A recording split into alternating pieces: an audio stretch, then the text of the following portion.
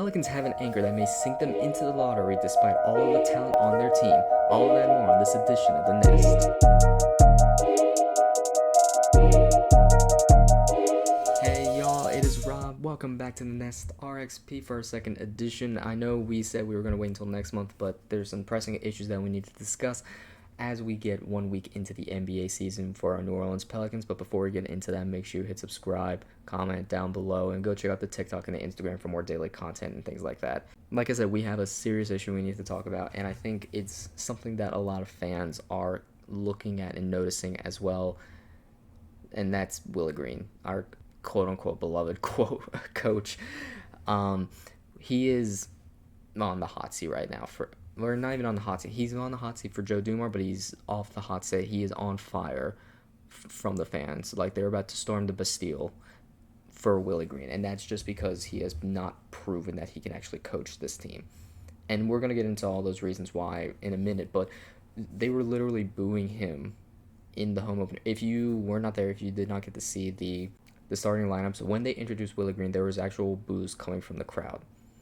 And that sort of led me to this video because it showed that I'm not alone in what I feel for Willie Green. There are a ton of fans out there who do agree with me, and we need to talk about it and let everyone know, particularly Joe Dumars and Troy Weaver and Gail Benson, let them know that this dude isn't doing what we're contracting him to do. So first off, Willie Green is just not running an offense. That's the main thing that we all have issues with.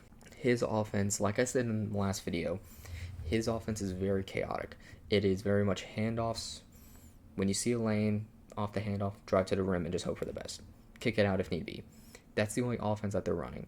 The other offense that they're running is not Willie Green. It is just veterans like Jordan Poole, like Zion Williamson now. We're considering him a vet. Trey Murphy, he's getting up there. These guys that are noticing, okay, if I just run a pick and roll with Z, I'm going to have an open lane. I'm going to have an open layup, things like that.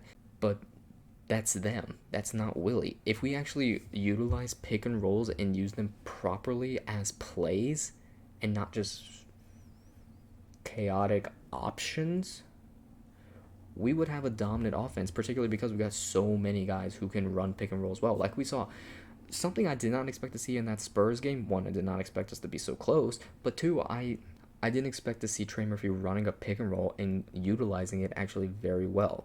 It shocked me, but I'm glad to see it because that means that's another option for Zion to run the pick and roll of. Because now you got Jordan Poole. He's a great pick and roll offensive player. He can get to his spot. He can get to the lane. He can step back off the drop coverage and hit a three. That's an option. Trey Murphy now can do that. Jeremiah Fears has proven that he has some ability to do it. And then, even more so, you got Derek Queen, who's an excellent roll man, as we saw a little bit of last game. He can hit that little 5-10 foot shot if need be. He can get to his spot and then rise up, things like that. He's a good role man as well for Zion and for these other guys, but we're not utilizing it. That's the main issue. We're not utilizing these guys, and we're not utilizing this offense. We need to actually run an offense. Particularly, we need to run an offense for threes. We see Willie Green's offensive struggles primarily because we're third last in percentage of our points that come off of threes. Like, only 25% of our points come from threes, and that's not a great number for a team like this. So, like I said, there's 52% of our points come in the paint, 25%, so that's 23% that are coming from mid-range and free throws.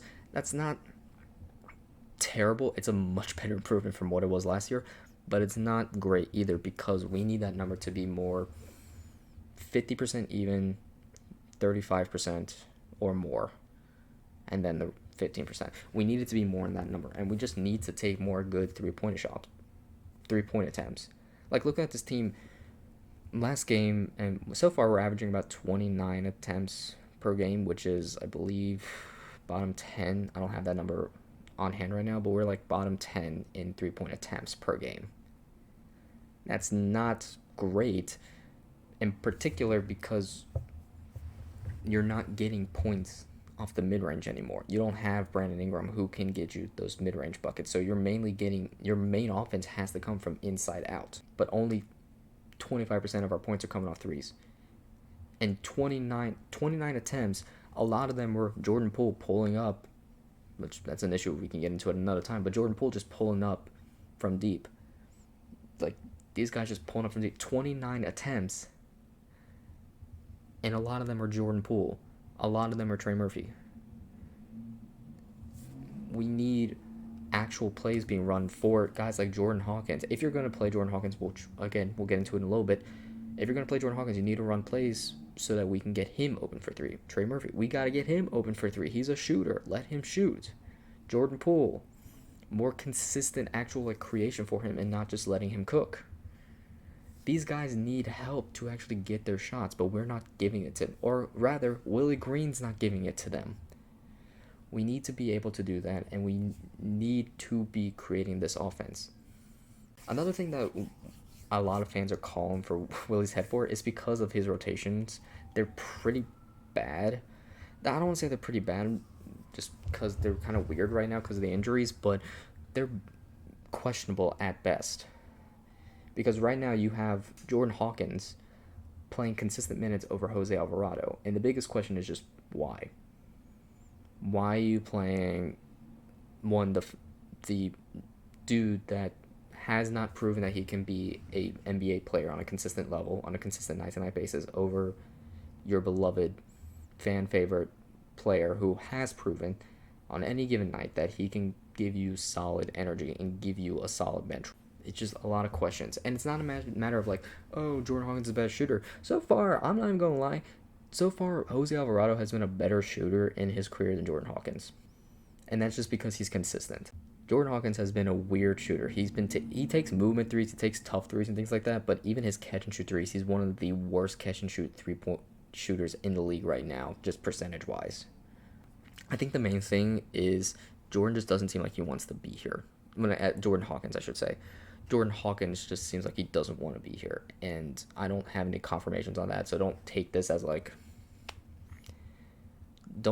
me saying like, oh, he doesn't want to be here, this is insider information. No, it's nothing like that. It is just the way he plays. He doesn't seem invested in this team, in the city, or anything like that, and that's fine. He's human. He wants to go play if he wants to go play for the big cities, let him do that. But you can't play him if he's not going to give energy over the guys that are going to give energy, who are going to give it. Like Micah Peavy, even. If you don't want to play Jose just because he's small, fine, whatever. Play Micah Peavy.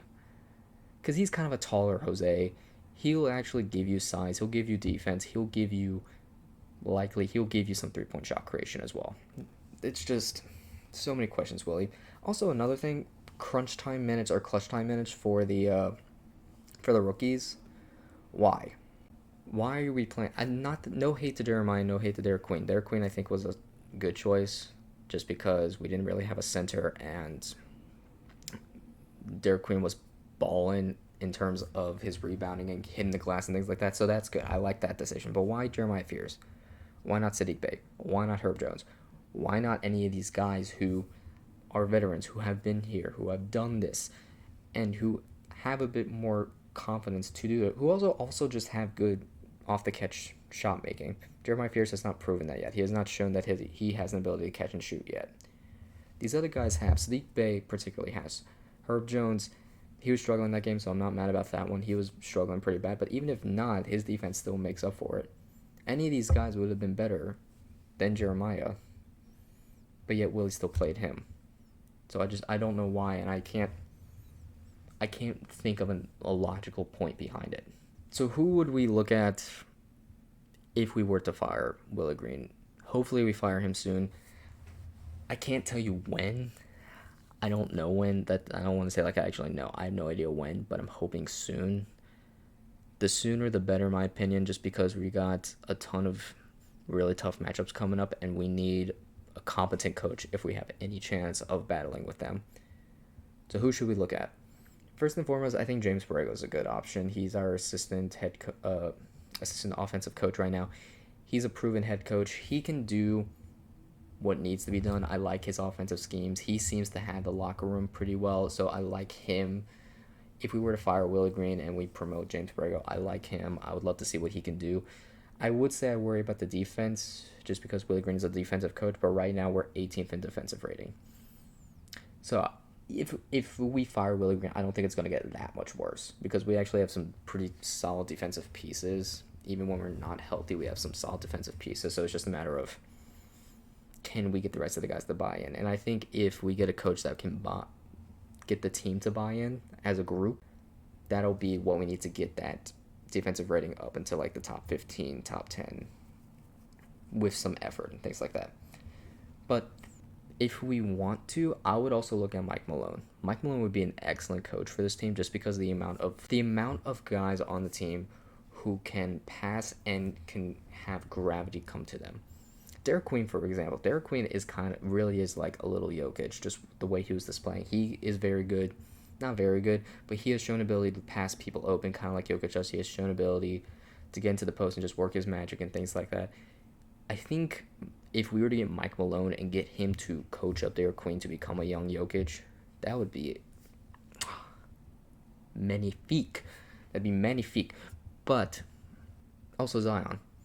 Zion's another dude that he's a very good playmaker. He has a ton of gravity, and if you can get Mike Malone, who is used probably the most gravity man in the NBA right now in terms of Jokic, and led them to a chip, if you get him and pair him with Zion, who's got a ton of gravity as well, you can create some amazing shots for these guys, for guys like Trey, for guys like Jordan Poole, for all these guys.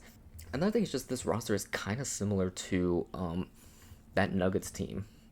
The Nuggets team that won the chip, just looking at it. You have Jokic, who's kind of like your Zion, just that your superstar who is a little ball heavy, but he's a great passer and he has a ton of gravity to him. You have Michael Porter Jr. or Trey Murphy. It's kind of just your off-ball catch-and-shoot guy. He can be a secondary creator, and he's just your lanky wing shot creator. That's basically what he is. You have KCP or your Herb Jones, just your typical 3-and-D guy, kind of veteran, just does a little bit of everything, but is kind of more like Christian Braun, realistically. But KCP was the starter at that point, and so I'm calling Herb Jones KCP for all intents and purposes.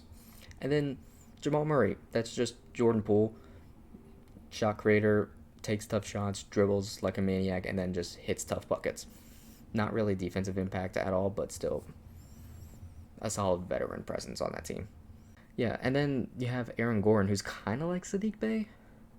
I don't want to say, because people are going to say that look at that out of context and be like, that's a weird comp, but just a dude who, a big body 3 or 4, who can bully in the paint, who can hit the open shot, and just provide that little bit of hustle defense and things like that. Obviously, Sadiq Bey is not like prime Aaron Gordon or anything like that, but he is solid.